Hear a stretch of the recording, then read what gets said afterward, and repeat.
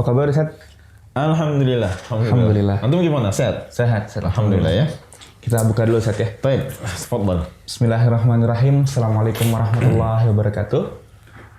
Alhamdulillah rabbil alamin. Wassalatu wassalamu ala Rasulillah Sayyidina Muhammad wa ala alihi wa ashabihi ajma'in. Amma ba'd.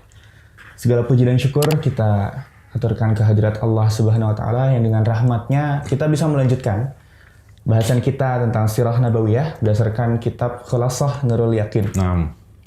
Dan telah bersama dengan kita Ustaz Fadil Al-Maki. Ustaz, kemarin kita sudah sampai Perjalanan Nabi ya? ya perjalanan Nabi ke Syam. Dan hari ini kita akan mulai dengan bahasan sahabat-sahabat sinyal Islam, perkawinan Nabi SAW dengan Sayyidatina Siti Khadijah. Naam, Masya Allah. Saya bacakan dulu ya. Yang pertama, silakan. setelah 2 bulan sepulang Nabi SAW dari perjalanan dagangnya ke Syam yang sesi sebelumnya telah kita bahas, kemudian beliau SAW menikah dengan Siti Khadijah. Dan di sini keterangannya Ustaz, Siti Khadijah yang melamar beliau. Masya Allah. SAW. Naam, alhamdulillah wassalatu wassalamu ala nabiyyina Muhammad sallallahu alaihi wasallam wa ala alihi wa ashabihi ajma'in. Amma ba'd. Rabbi syrah li sadri wa yassir li amri wa hlul 'uqdatam min lisani yafqahu qawli. Mudah-mudahan Ferry dan sahabat sinyal Islam Indonesia dimanapun antum berada, majelis ini menjadi majelis yang penuh barakah. Amin. Karena kita membahas sirah perjalanan kehidupan manusia yang paling sempurna. Yang dengan kita membahas sirah beliau, mudah-mudahan Allah memberikan keberkahan pada kita. Amin. Kita membahas sirah nabawiyah. Dan saya sangat berharap Ferry, setiap muslim hendaknya membahas sirah Nabi. Bagaimana bisa cinta pada Nabi kalau nggak kenal? Itu nggak bisa kan? Kitab seperti kitab Nurul Yakin dan juga Khulasahnya, ini kitab yang hendaknya harus ada di rumah kita. Ustaz, saya nggak bisa bahasa Arab. Baik, beli terjemah. Sudah ada Ustaz ya? Alhamdulillah udah ada terjemahannya. Beli terjemahannya. Kita ajarkan anak-anak kita, istri kita, dan juga teman-teman kita yang mau belajar sama dengan kita. Kita ajarkan mereka kitab Sirah Nurul Yakin ataupun kitab perjalanan hidup Nabi Muhammad sallallahu alaihi wasallam. Masya Allah, nggak terasa kita udah sampai pembahasan pernikahannya Nabi Muhammad sallallahu alaihi wasallam dengan ibunda Khadijah radhiyallahu anha sayyidatina. Ferry, benih-benih cinta telah tumbuh pada ibunda Khadijah ketika Nabi Muhammad SAW menjelaskan akan laba besar yang beliau dapatkan sepulang perjalanan dari Syam. Yakni beliau membawa perdagangannya Khadijah dan ketika ngobrol dengan Nabi, mendengarkan penjelasan Nabi, maka Khadijah pun tertarik kepada Nabi SAW. Kemudian Khadijah ngobrol, berbicara dengan temannya namanya Nufaisah. Sama perempuan tentunya kan, ngobrol. Kemudian Nufaisah ini perempuan yang pintar. Dia temui Rasulullah. Dia tanya, kenapa kamu nggak nikah Muhammad? Maksud dari pertanyaan Nufaisah ini, perempuan bertanya kepada seorang laki-laki, yakni kamu laki-laki yang memiliki budi pekerti luhur, berpenampilan bagus, berpenampilan sangat-sangat menarik penampilan Nabi Sallallahu Alaihi Wasallam, dan kamu juga dari kalangan terpandang. Betul. Nah, maka Nufaisah pun bertanya kepada Nabi, tentunya dengan adab saat itu Nabi dijaga oleh Allah adab beliau. Nabi memahami bagaimana berinteraksi dengan perempuan dari kaum beliau. Itu semua adalah penjagaan dari Allah. Jadi jangan kita gambarkan Nufaisah bicara dengan Nabi dua-duaan, jangan kita gambarkan seperti itu. Karena Nabi Muhammad SAW dijaga oleh Allah dari kecil.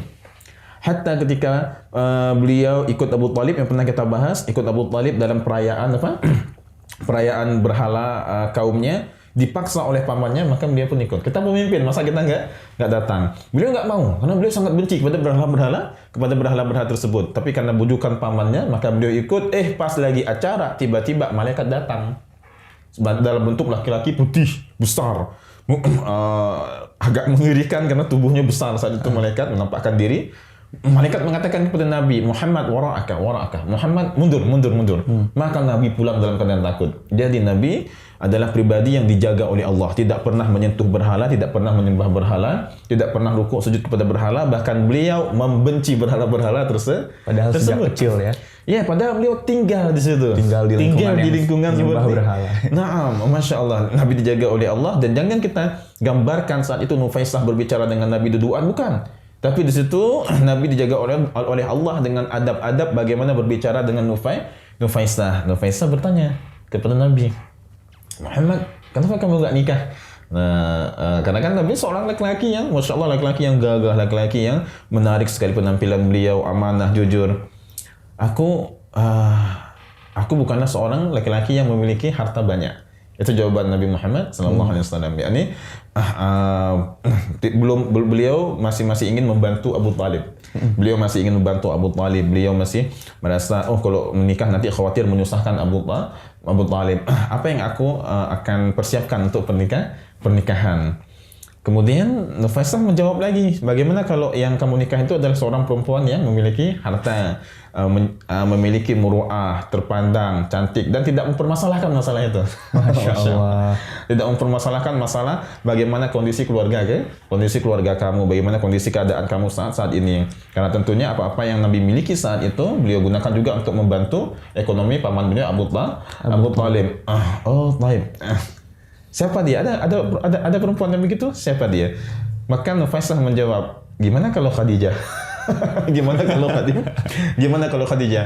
Dan ternyata Nabi juga memiliki keinginan juga dengan Khadijah, memiliki keinginan juga untuk menikahi Khadijah. Sehingga bertemulah dua keluarga. Dari sini Ferry, perempuan melamar laki-laki itu bukan suatu hal yang tabu. Bahkan sejak zaman dulu itu udah ada. Jadi kalau misalnya antunna yang sedang menyaksikan kajian ini, kalau antunna merasa ada seorang laki-laki yang hafidh, good looking, udah selesai kuliahnya, dan antunna ingin melamar dia, tanda petik, itu boleh. Tapi dengan adab, tetap jaga muru'ah. Tadi Khadijah langsung yang ngomong atau temannya? Temannya. Jadi antum bisa coba cari seorang ustadz atau lewat Ustadz Fadil, boleh, nggak apa-apa. Atau lewat Ferry, boleh. Kalau Ferry udah nikah nantinya, lewat seorang ustadz atau lewat seorang ustazah, ustadz gini ustadz, sampaikan aja dengan adab, dengan muru'ah, agar tidak terlalu menjatuhkan harga diri seorang perempuan. Nanti ustadz ini yang akan menyampaikan, dan ustadznya juga nggak langsung bilang, ini ada perempuan menawarkan dirinya untuk antum, nggak akan gitu juga. Paling misalnya Ferry, ada perempuan yang, Ustadz, ini saya coba ingin ta'aruf dengan Ferry, Ustadz. Bisa nggak Ustadz? Ya, mencoba untuk mengaturnya. Insya Allah bisa. Dan Anda nggak akan mengatakan, nih Ferry ada perempuan menawarkan diri Ustadz. Enggak, Anda akan bilang, Ferry masih lajang nggak? Masih Ustadz. Udah ada calon? Belum ada Ustadz. Kapan mau nikah? Kira-kira dalam tahun ini Ustadz. Oh, gimana kalau dengan seorang akhwat yang salehah, akhwat yang jamilah? Emang ada Ustadz? Gimana dengan si fulanah ini? Anda tetap menjaga agar si perempuan tadi tidak jatuh harga diri. Bagaimana Khadijah tidak bicara langsung? Karena ini muru'ahnya, harga dirinya seorang perempuan. Dan dari kisah ini kita juga bisa memahami bagaimana Khadijah adalah salah seorang perempuan masa itu yang sangat menjaga harga dirinya. Kalau perempuan yang suka keluar malam segala macam, langsung aja dia ke depan rumah Nabi. Muhammad, saya pengen nikahin kamu. Tapi ini enggak. Ini menunjukkan bahwa beliau, ibunda kita adalah perempuan yang sangat-sangat terhormat. Dia bicara dengan temannya. Kemudian temannya ini yang pintar, Weri. Temannya ini yang pintar. Temannya langsung Masya Allah. Gimana Muhammad kalau dengan Khadijah? Oh, baik. Nabi. Dan itu bisa jadi contoh buat teman-teman semua ya. Temannya ini yang menemui Nabi, kemudian mengatur semuanya. Ada kaidah fikih, Ferry. Bunyinya begini. Al-itharu fil qurbi makruhun. Al-ithar itu mendahulukan orang lain dalam kebaikan. Al-itharu fil qurbi. Qurbi ini dalam hal taqarrub, dalam hal ibadah.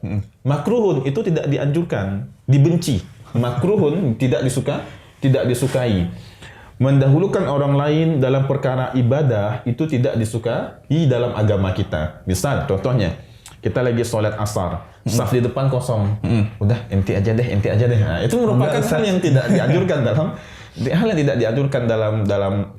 dalam agama kita. Kecuali kalau di belakang imam, itu beda pembahasan. Pas di belakang imam itu hendaknya orang yang lumayan pinter agamanya. Khawatir ketika imam batal wudu, imamnya kemudian masuk ke ruang mihrab, yang di belakang bingung, ini harus ngapain ya?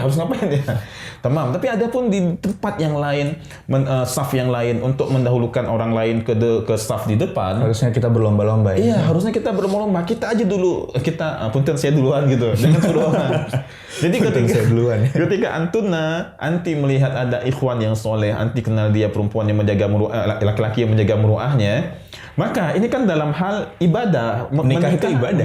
Ibadah. Jangan dahulukan orang lain. Tapi juga jangan nikung, teman. Iya. Nikung itu gimana caranya nikung? Di sepertiga malam itu boleh nikung. Masya Allah. Tapi kalau dengan cara yang tidak ada adabnya tentu tidak dianjurkan. Maka kemudian setelah bertemunya dua keluarga dan Abu Thalib juga menyetujui karena yang akan menjadi walinya, yang akan menjadi istrinya Nabi adalah salah seorang perempuan yang cantik dan juga perempuan yang terpandang, memiliki harta juga. Kemudian dilangsungkanlah pernikahan dan maharnya itu adalah 20 ekor unta. 20 ekor itu banyak tuh dari 20 ekor unta menunjukkan bahwa Nabi Muhammad SAW. Jadi kalimat Nabi tadi bahwasanya tidak memiliki harta yang Muhammad, kenapa kau tidak menikah? Saya bukan seorang yang memiliki harta banyak. Ini kalimat tawadu sebenarnya. Ini kalimat tawadu. Ini kalimat tawadu. Muhammad, kenapa kamu enggak mau menikah? Ini kalimat tawadunya kalimat tawaduknya Nabi. Bukan berarti Nabi adalah seorang yang sangat-sangat miskin, bukan. Karena di masa muda beliau adalah seorang penggembala. Kemudian beliau orang yang terbiasa membantu dagangan orang lain, diantaranya dagangan Khadijah tadi. Ini menunjukkan Nabi adalah salah seorang yang lumayan memiliki harta, seorang pemuda, bukan pemuda yang berleha-leha. Bukan pemuda mageran Nabi kita. Nabi kita salah seorang pedagang dari masa muda beliau. Tapi ketika ditanya oleh Nufaisah, kenapa Muhammad kamu enggak menikah? Saya enggak memiliki persiapan untuk itu. Bukan berarti enggak punya. Ini sikap tawadu. Buktinya pas ngasih mahar itu. Iya, kasih mahar 20 ekor unta dan tidak dipermasalahkan oleh Khadijah akan kesulitan paman beliau Abu Thalib dalam hal ekonomi. Jadi Khadijah tidak melihat ini dia dari keluarga kaya atau dari keluarga miskin. Yang pasti keluarga terpandang. Apapun keadaan kita, ekonomi kita miskin, kita kaya, yang penting kita punya harga diri. Bagaimana keluarga Nabi ketika bersama Abu Thalib, walaupun Abu Thalib tidak terlalu banyak memiliki harta, tapi keluarga yang terpandang memiliki harga diri. Masya Allah, luar biasa kisah cinta Insyaallah Rasulullah SAW dengan ibunda Khadijah. Walaupun keduanya tinggal di kalangan Quraisy jahiliyah dengan kalangan yang tidak menjaga adab, yang terlalu berlebihan, yang akhlaknya Masya Allah amburadul. Tapi Nabi kita dan juga ibunda kita Khadijah, Nabi kita Muhammad SAW, ibunda Khadijah radhiyallahu anha, mereka adalah orang-orang yang dipelihara oleh Allah, tetap menjaga adab, tetap menjaga muruah di kalangan yang luar biasa jahiliyah. Lanjutkan Ferry. Ketika itu umur Siti Khadijah 40 tahun, sedangkan umur Nabi SAW 25 tahun. Bedanya berapa? 15? Bedanya 15 tahun. Jadi nggak salah juga, Fer, kalau antum umur 25 menikah dengan yang umur 40. Nggak ada masalah juga. Baik. Hal ini menunjukkan kepada kita, Ferry, istri Nabi ada yang tidak jauh umurnya dari Nabi. Ketika beliau nanti kemudian setelah Khadijah meninggal, kemudian beliau menikah, dan dalam satu kesempatan Nabi pernah memiliki 9 istri dalam satu masa. Tapi ini namanya sunnah khususiyah. Sunnah khususiyah yakni sunnah yang hanya boleh diamalkan oleh Nabi saja, yang lain nggak boleh. Di antaranya memiliki 9 istri dalam satu masa. Kita boleh memiliki 9 istri, boleh dalam hukum fikih, tapi nggak boleh dalam satu masa. Misal, Ferry nikah dengan 4 orang istri. Ternyata nanti meninggal 2. Contoh kan? Meninggal 2. Udah berapa antum nikah tadi? 4. Meninggal 2, antum nikahi lagi 2 lagi. Berarti 4. Dalam hidup ente menikahi berapa? 6 gitu kan. Tiba-tiba 3 meninggal, kena tsunami. Contoh misalnya kan. Nanti jalan-jalan kemana gitu, 3 meninggal. Nanti nikah lagi dengan 3 orang lagi. 9. Tapi tetap satu masa hanya 4. Janganlah, 1 aja cukup. Ini kan cuma contoh masalah. Mungkin ada orang kejadian seperti itu, dia suka jalan-jalan, mungkin ada satu masalah lain. Sedangkan jadi Rasulullah dalam satu masa 9 ini hanya untuk Nabi saja. Kita tak boleh seperti itu, kita hanya sampai 4 sahaja. Dari 9 itu ada banyak sekali kita lihat hikmah yang bisa kita ambil. Di antaranya Nabi pernah menikahi perempuan yang ibunda Sepantaran, kita, ya. yang tidak jauh umurnya dengan Nabi, yang lebih tua dari Nabi dan juga jauh lebih muda dari Nabi. Ini menunjukkan kepada kita bahwasanya kalau Fiadi mau nikah, tidak masalah nikah dengan yang lebih muda, jauh lebih muda, nggak masalah. Tapi janganlah anak-anak umur 7-6 tahun nanti nikahin, belum masanya itu. Baik. Antum mau menikah dengan yang umurnya 16 tahun, 17 tahun, 18 tahun. Sekarang kalau untuk dapat kakak berapa? 17, 18 tahun ya. Berapa sih kan sekarang Kang kameramen? Kang kameramen. 17 tahun udah dapat kakak belum? 18. 17, 18 gitu ya. Baik, umur segitu boleh antum nikahin. Antum sekarang berapa? 22, 23? 21. 21, Masya Allah. Baik, dengan yang 18 tahun, 3 tahun lah bedanya kan. Ketika antum nanti berumur 30 tahun, dan antum ingin nikah dengan yang umur 18 tahun, itu nggak masalah. Karena ada tuntunan dalam syariat bagaimana bermuamalah, bermuasyarah dengan istri yang jauh lebih muda. Jadi ada banyak hikmah kenapa Nabi menikahin yang tidak jauh beda umurnya, kemudian yang di atas, kemudian yang paling lebih muda dari beliau. Agar nanti kita umat Nabi, siapa tahu ketika umur Ferry 30 tahun belum nikah, di satu masa dia ketemu dengan umur yang 18 tahun, yang hafizah, jamilah, calon pengusaha juga, dan menawarkan diri juga tanda petik kepada Ferry lewat seorang ustaz. Ada tuntunannya dalam Islam. Nah, umur Nabi 25, umur Khadijah 40 tahun. Dengan pernikahan Nabi dengan Khadijah, maka beliau semakin terpandang di kalangan kaumnya. Di tengah-tengah kaum beliau, insya Allah beliau menikahi perempuan yang muruahnya bagus, terpandang, dan juga menjaga harga dirinya, kekayaan Nabi. Setelah menikah, perdagangan Khadijah diurus total oleh Nabi Muhammad SAW. Khadijah menyerahkan kepada suami beliau, yakni Nabi kita Muhammad SAW, untuk mengurus seluruh perniagaan Khadijah. Maka Nabi pun menjadi seorang yang kaya dan terpandang di tengah-tengah kaumnya. Naam, Masya Allah. Khadijah menjadi istri Rasulullah selama 25 tahun dan Rasul Sallallahu Alaihi Wasallam tidak pernah. Khadijah menjadi istri Rasulullah selama 25 tahun dan selama itu tidak menikah. Iya, maksudnya selama 25 tahun hanya Khadijah saja. Iya, ada yang tidak mengatakan menikah lagi sebelum beliau wafat. Ada yang mengatakan 27, ada yang mengatakan 26, di sini 25, yakni kemudian setelah Nabi berumur 50 setelah Nabi berumur 50 tahun, baru kemudian meninggal. Karena Nabi menikah umur 25. Dan berarti kalau tambah 25 tahun, maka meninggalnya umur 50. Ada yang mengatakan meninggal Khadijah di umur 52 tahun Nabi, dan juga ada yang mengatakan di umur 51 Nabi sallallahu alaihi wasallam. Dalam waktu rentang kurang lebih 25 tahun tadi, Nabi nggak pernah menikah lagi. Nabi nggak pernah menikah lagi, dan Nabi menjalankan kehidupan bersama Khadijah, bersama anak-anaknya. Masya Allah, Nabi di tengah-tengah kaumnya, beliau tumbuh menjadi salah seorang kepala rumah tangga yang sangat disegani, yang terhormat. Beliau merupakan orang yang paling baik budi pekertinya, bagus tutur kata kalamnya. Ketika beliau berbicara, gigi beliau sangat putih, sangat bersih, dan juga antara gigi-gigi beliau itu ada jaraknya. Jadi nggak rapat gigi, bukan rapat-rapat begini gigi sul nggak. Tapi ada jarak-jaraknya sedikit. Yang ketika kalau beliau berbicara dari celah-celah gigi itu seolah-olah memancarkan nur, memancarkan cahaya. Hidung Nabi dalam Syama'il Muhammadiyah panjang. Ini kami jelaskan dari kitab Syama'il Muhammadiyah, hidung Nabi panjang, panjang, dan di tengah-tengahnya tulangnya itu agak menonjol ke depan, seolah-olah seperti bengkok, menunjukkan bagusnya paras beliau, dan dari tulangnya itu memancarkan cahaya. Kening beliau agak luas, lalu alis beliau ini tidak sambung. Alis beliau tidak nyambung, hitamnya sangat hitam pekat sekali. Di sini ada sedikit urat. Yang urat ini akan kelihatan kalau beliau sedang marah. Sahlul khaddain, ini pipi beliau ini terlihat elok untuk dilihat, tidak terlalu cekung, juga tidak terlalu tembem, cabi, tidak, tapi bagus sekali pipi Nabi sallallahu alaihi wasallam.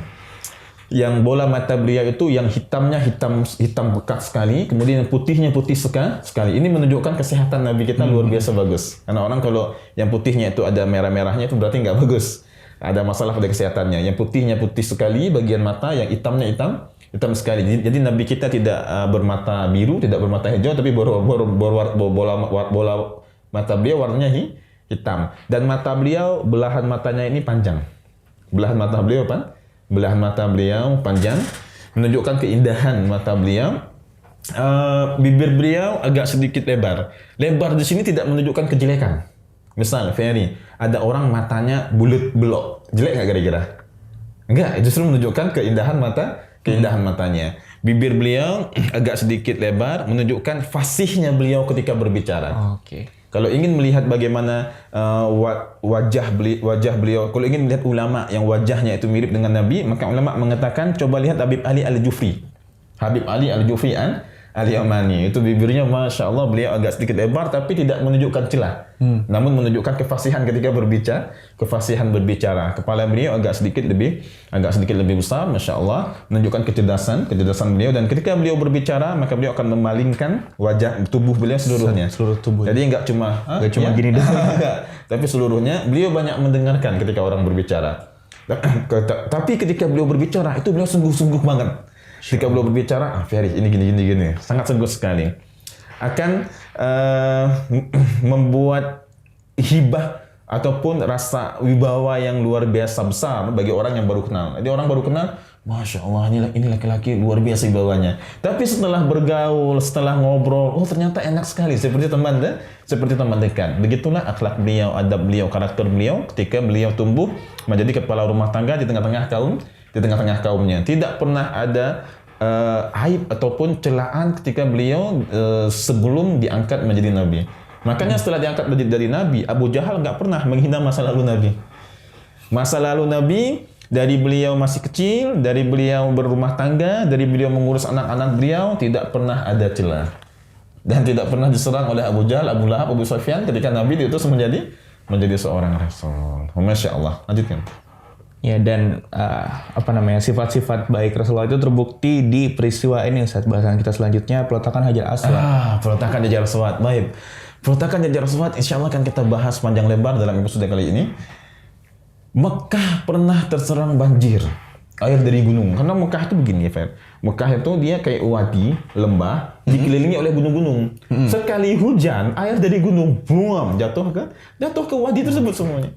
Ka'bah itu di tengah-tengah wadi. Seperti doa Nabi Ibrahim, biwadin ghairi zizar'in, di wadi yang tidak ada tumbuh-tumbuhan. Dulu saya nggak terlalu ingat tahun berapa, 70 atau 80-an. Makkah itu pernah banjir luar biasa. Oh, belum lama ya, Ustaz? Belum lama, masih tahun 90-an, tahun abad 19. Apakah tahun 70 atau 80 atau 60, Allahu alam. Mekah pernah banjir dan ada fotonya, Fer. Ada fotonya, Ka'bah itu banjir loh. Orang ada yang berenang di sekitar Ka'bah. Tapi sekarang udah modern kan, jadi udah dibuat pembuangan air tentunya. Kenapa sering banjir? Soalnya tanah sana itu tidak berabu di Mekah. Tanahnya batu dan cadas gitu tanahnya itu. Sehingga kalau begitu hujan dia nggak meresap. Jadi banyak banjir. Hatta waktu anda tinggal di Mekah, hujan sebentar aja kami lihat, wah ini ada sedikit genangan air gitu. Karena batunya itu keras gitu kalau di Mekah. Beda dengan tanah padang pasir, tentunya beda, itu kan tanah yang menyerap air. Ini enggak, Mekah itu keras gitu tanahnya. Dan Ka'bah itu letaknya di bawah. Sehingga air-air dari manapun itu akan mengalir ke situ. Sehingga Ka'bah sempat terkena banjir bandang yang luar biasa besar. Orang-orang Quraisy pun bersepakat ingin memugar kembali Ka'bah, dan mereka bermusyawarah. Mereka takut sebenarnya. Takut ini kalau dibongkar dewa-dewa marah nggak ya? Di sini ditulis waktu beliau Nabi SAW berumur 35 tahun. 35 tahun. Kaum Quraisy meruntuhkan Ka'bah dan memperbaharuinya. Dan Nabi SAW turut serta dalam pembangunan tersebut. Dan beliau sendiri ikut mengangkat batu-batu bersama para pemuka Quraisy lainnya. Baik, ketika Nabi berumur berapa? 35 tahun. Kaum Quraisy berselisih faham tentang siapa yang meletakkan Hajar Aswad pada tempatnya. Kemudian mereka sepakat bahwa yang paling berhak ialah orang yang pertama masuk Masjidil Haram. Naam, Masya Allah. Sahabat Sinyal Islam Indonesia yang berbahagia, Ferry, Masya Allah. Jadi satu kemuliaan tersendiri, jadi satu kehormatan tersendiri siapa yang meletakkan Hajar Aswad.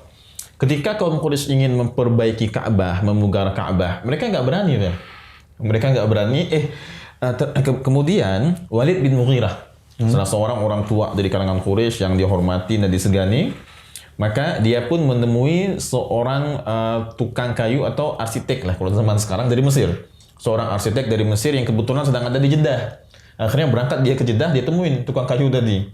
Dia temuin tukang kayu tadi, dan di kalangan Mekah juga ada seorang laki-laki yang pintar juga untuk masalah bangunan, mungkin masalah konstruksi segala macam kan.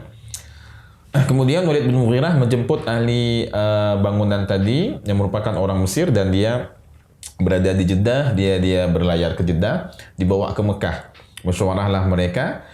Tukang udah ada, yang ngebantuin juga ada, orang Mekah sendiri yang memang pintar masalah bangunan. Masalahnya mereka nggak berani sembarang ngebongkar, karena bangunan suci kan, nggak berani ngebongkar.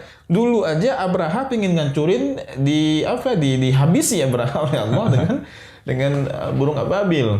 Baik, terus gimana ceritanya? Ini pengen mugar, semuanya udah siap. Tukang udah ada, yang ngebantuin udah ada, yang masyarakat Mekah siap untuk memugar. Kemudian Walid bin Mughirah pun dia dekatin dewa-dewanya, dia berdoa, lalu pelan-pelan dia ambil beberapa batu Ka'bah dan dia pugar. Sendirian dia tuh. Semua orang Mekah malamnya semuanya menunggu dan menanti peristiwa apa yang akan terjadi pada Walid bin Mughirah.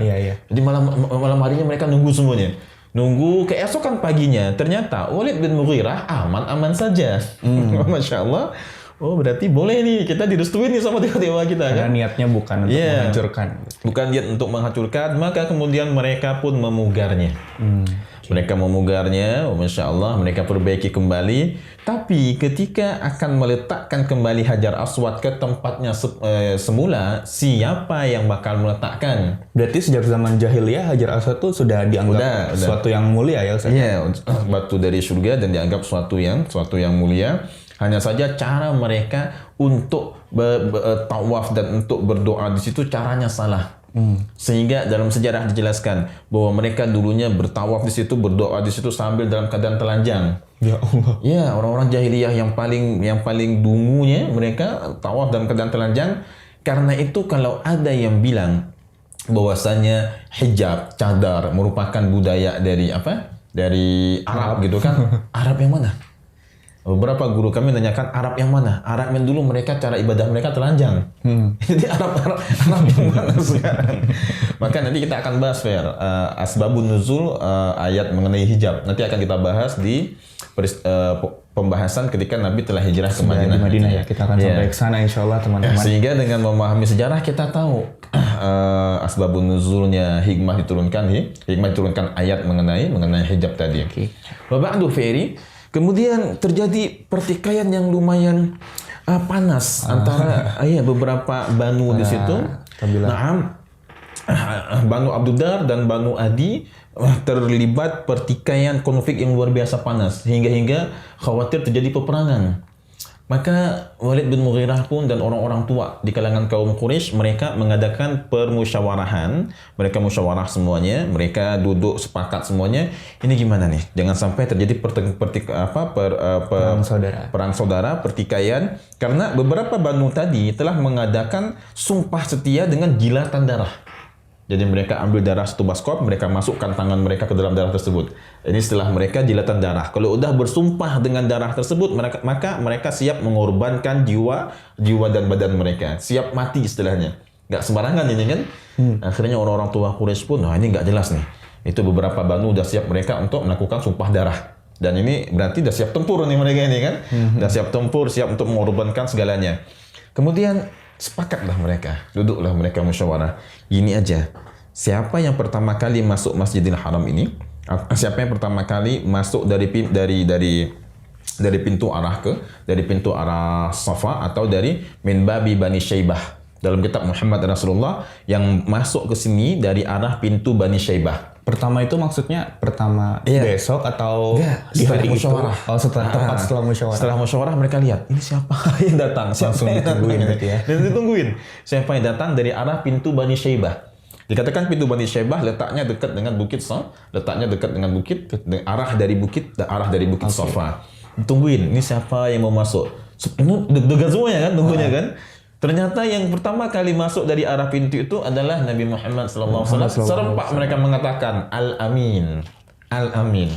Jadi kita jelaskan bagaimana budi pekerti Nabi, akhlak Nabi, adab Nabi, dan beliau menjadi seorang kepala rumah tangga dan juga pedagang juga, hidup bermasyarakat juga, penuh dengan muruah derajat yang sangat disegani oleh kaumnya. Ketika mereka melihat Al-Amin, maka mereka pun senang semuanya. Dan sini ditulis kaum Quraisy bergembira dan berkata, kami ridho kepada orang yang terpercaya ini. Ya, Al-Amin, Al-Amin anak seorang pembesar juga dari kalangan Bani Hashim juga, mereka sepakat semuanya.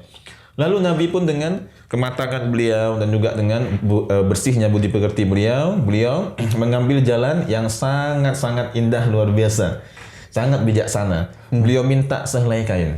Berikan saya sehelai kain. Kemudian dengan tangan beliau yang suci, beliau ambil Hajar Aswad tersebut, beliau letakkan di atas kain.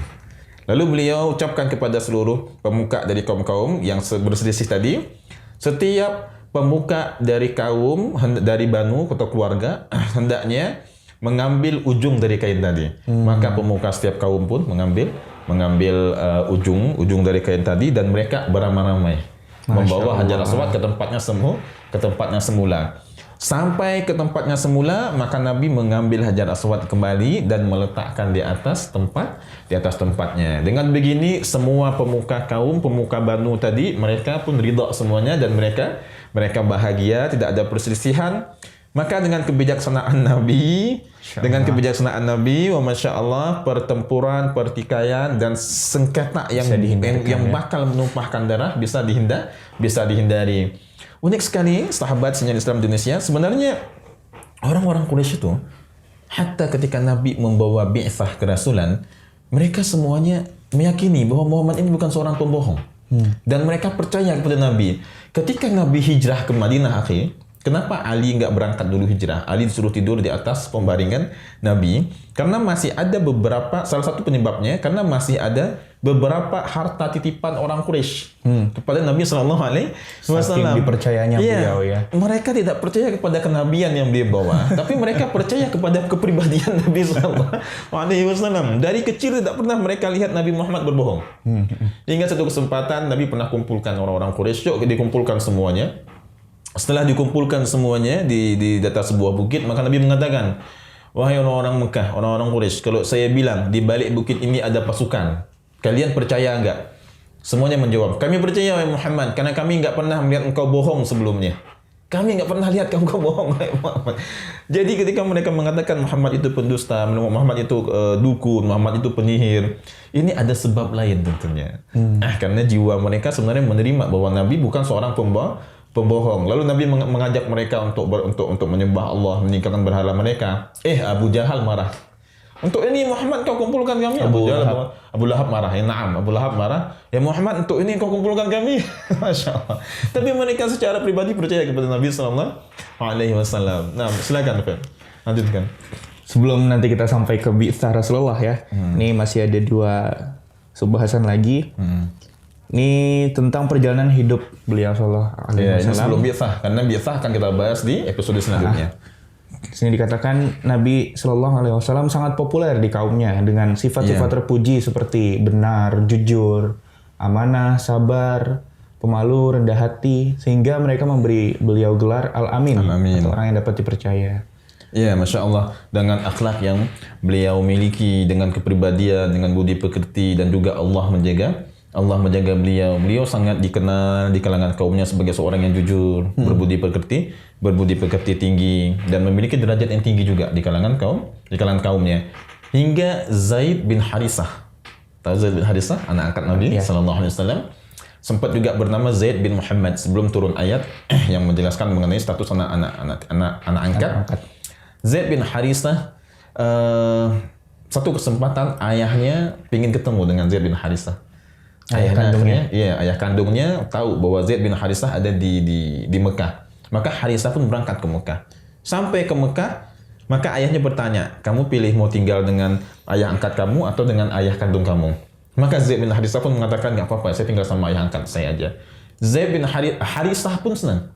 Harisah pun senang karena dia tahu bahwasannya anaknya dirawat oleh seorang pemimpin dari kalangan Quraisy, yakni Nabi dari kalangan keluarga terhormat dari kalangan Quraisy, dan ternyata dipimpin dirawat oleh seorang yang kaya juga, memiliki budi pekerti yang tinggi serta memiliki derajat yang tinggi di kaumnya. Maka Harisah pun pulang ke rumahnya lagi dalam keadaan bahagia.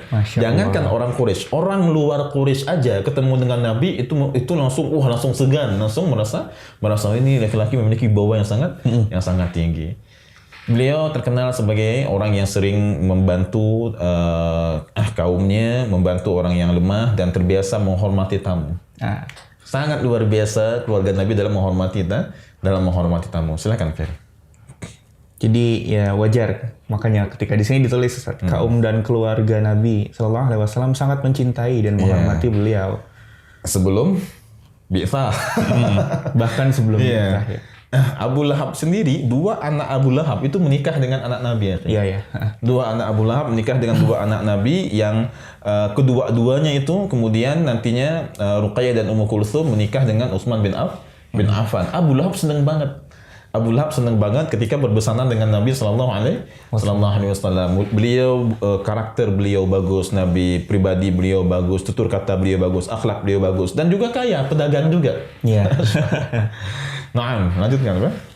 Sesungguhnya Allah telah memelihara dan menjaga Nabi dari perbuatan jahiliyah semenjak dari masa kecilnya. Dari kecil beliau nggak pernah menyembah berhala. Beliau SAW tidak sekalipun meminum arak dan tidak sekalipun sujud untuk tidak pernah minum arak. Padahal dalam kitab Khulasah Nurul Yakin di sini, arak itu bukan satu hal yang menjatuhkan muruah zaman jahiliyah dulu. Misal, sesuatu yang wajar berarti. Kalau di antara kita ada orang makan jengkol, kira-kira jatuh nggak muruahnya? Jangan teman dengan fulan, dia makan jengkol. Enggak kan? Enggak. Nah, demikian juga posisi arak dulunya di zaman jahiliyah itu posisi hal yang biasa. Posisi hal mungkin kalau kita lihat ada orang barat, ada orang kalangan Eropa, mereka minum minuman alkohol, mungkin hal yang biasa bagi mereka, tidak menjatuhkan muruah. Padahal minum arak sendiri zaman Nabi itu hal yang biasa. Bukan suatu hal yang menjatuhkan muruah derajat, bukan. Tapi Nabi nggak pernah menyentuhnya. Masya Allah, benar-benar dijaga oleh Allah Subhanahu Wa Taala. Benar-benar dijaga oleh Allah. Ini satu hikmah yang luar biasa. Karena kalau Nabi sebelumnya menyentuh arak, menyentuh ini, menyentuh itu, ketika berdakwah nanti orang-orang Quraisy bilang Muhammad lagi mabuk ya. Nauzubillah kan? Ya. Maka Allah pelihara Nabi dari hal-hal yang padahal di kalangan kaum Nabi sendiri merupakan suatu hal yang lumrah, hal yang biasa. Baik, Masya Allah, hal yang biasa pun tidak pernah dilakukan oleh Nabi karena itu menghilangkan akal dan tidak bagus untuk kesehatan beliau. Masya Allah, dijaga oleh Allah. Beliau nggak pernah minum arak, nggak pernah juga nyembah berhala. Kemudian dari kecil nggak pernah. Pernah kita bahas di episode sebelumnya. Ada dua momen ketika Nabi yang pertama ingin mendengarkan bagaimana ingin ikut dalam pesta mereka ketika menyembah berhala, tapi Allah bikin ngantuk. Dalam sebuah sirah dijelaskan Allah turunkan musik dari langit, bukan musik, Allah turunkan irama dari langit yang membuat Nabi ngantuk. Sehingga ketika Nabi bangun udah selesai acaranya, nggak jadi. Sekali Ustaz, apa dua kali? Dalam beberapa kesempatan dikatakan bukan sekali, tapi ada beberapa kali. Namun momennya sama, yakni Nabi dibuat ngantuk. Dijelaskan oleh Muhammad Haikal. Dalam kitab lain juga kita temukan dalam kitab Muhammad Rasulullah karangan Syekh Muhammad Ridha, Nabi diajak oleh Abu Talib dalam acara acara yang meriah penyembahan berhala mereka. Nabi nggak mau awalnya karena Nabi benci banget dengan berhala. Nabi nggak mau, tapi ketika tiba di tempat tujuan, seperti kita jelaskan sebelumnya, ada malaikat menampakkan diri, Muhammad wara'ak. Akhirnya Nabi mundur. Nabi nggak mau. Yang pertama, Nabi ingin tahu, bukan karena kecenderungan beliau yang ngantuk tadi tuh. Yang Nabi dibuat ngantuk bukan berarti Nabi ada keinginan pengen ikutan pesta mereka, bukan. Nabi ingin tahu apa yang mereka lakukan. Itu ketika beliau sedang menggembala. Maka Nabi ingin tahu apa yang mereka lakukan. Tapi dibuat ngantuk oleh Allah sehingga Nabi tidak bisa mengikuti acara mereka. Kemudian setelah beliau berumur lebih dewasa lagi, beliau diajak oleh Abu Talib. Awalnya nggak mau. Sampai marah Abu Talib, masa kamu nggak mau sih, kita kan keluarga pemimpin. Akhirnya untuk mendapatkan ridho pamannya, maka beliau pun berangkat dalam hati yang tidak senang. Sampai ke lokasi, terdesak oleh kaumnya, beliau terdorong ke depan, dekat ke berhala. Tiba-tiba malaikat maju. Malaikat kelihatan di depan, Muhammad wara'ak, Muhammad wara'ak, Muhammad mundur. Kak, beliau pulang ke rumah dalam keadaan ketakutan. Ditanya oleh Ummu Aiman, yakni budak yang ditinggalkan oleh almarhum bapak Nabi, ada apa Muhammad? Ada apa? Itu saya menemui seorang laki-laki yang tinggi, besar, putih dan menakutkan, kata. Menakutkan di situ ya kita ketemu dengan orang yang tiba-tiba badannya gede banget kan. Setelah itu Nabi nggak pernah lagi diajak oleh Abu Thalib. Karena Abu Thalib juga telah diingatkan oleh Buhairah sebelumnya bahwa dia Nabi akhir. Setelah itu nggak diajak di lagi. episode yang telah kita bahas sebelumnya ya. Mau acara untuk nggak enak sama kaum karena keluarga pembesar kan, keluarga Bani Hashim. Abu Thalib nggak pernah mengajak lagi Rasulullah.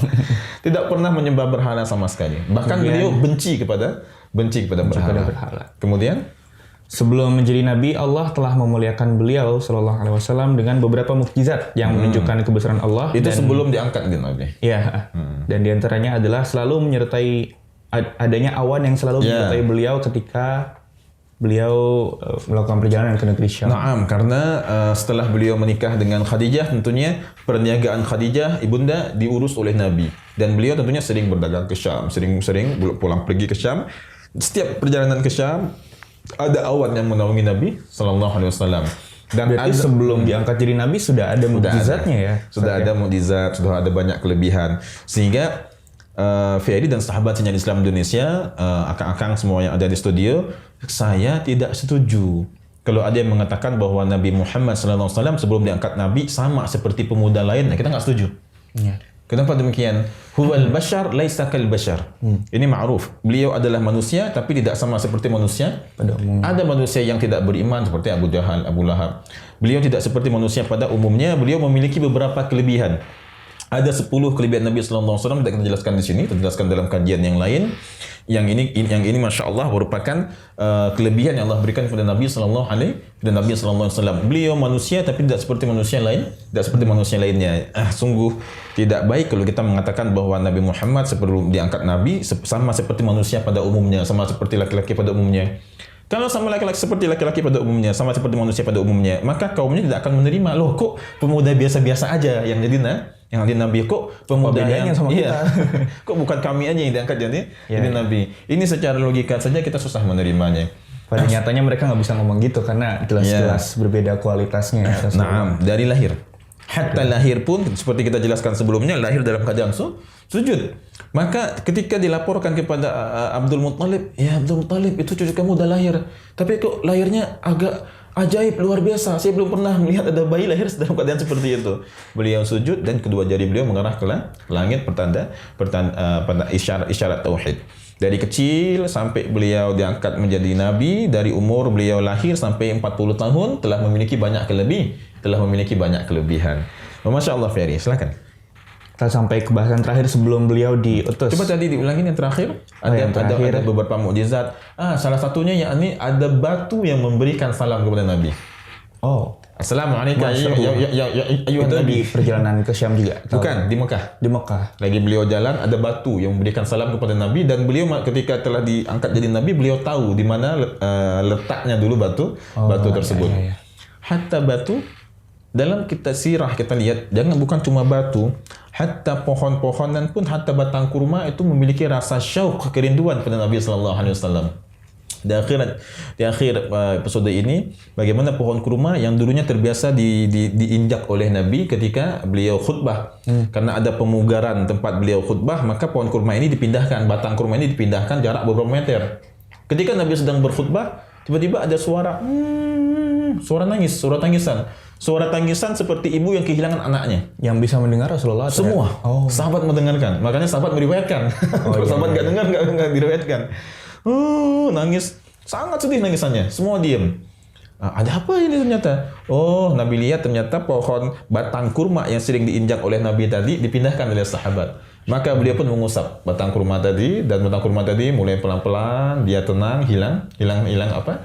Dia hilang tangisannya, hilang suaranya. Batang kurma aja nggak mau jauh dari Nabi. Kita harusnya lebih rindu lagi kepada Rasulullah. Kita harus lebih rindu lagi kepada Rasulullah sallallahu alaihi wasallam.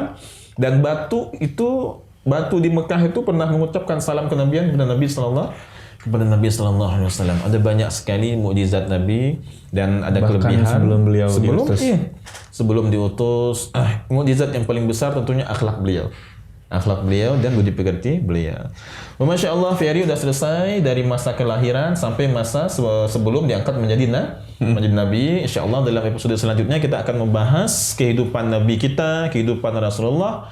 Ketika beliau diangkat menjadi Rasul, ketika beliau mengemban beban bi'itsah, yakni utusan Allah. Gimana tanggapan antum, Ferry? Alhamdulillah. Luar biasa Ustaz. Jadi makin yakin kalau misalnya Rasulullah itu bukan orang sembarangan ya. Maksudnya memang seorang manusia yang terpilih bahkan sejak lahir, sejak masa mudanya, dari sebelum diangkat sebagai nabi.